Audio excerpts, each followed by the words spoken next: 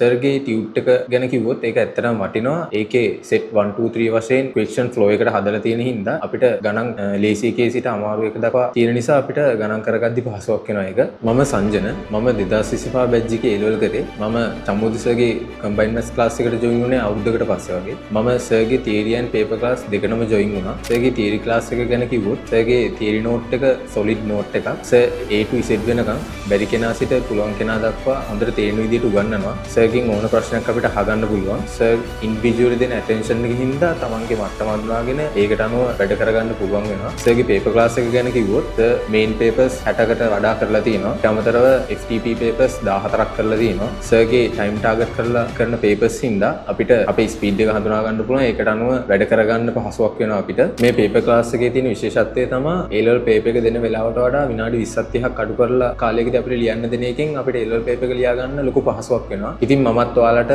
චමුත්සගේ combined class එක recommend කරනවා.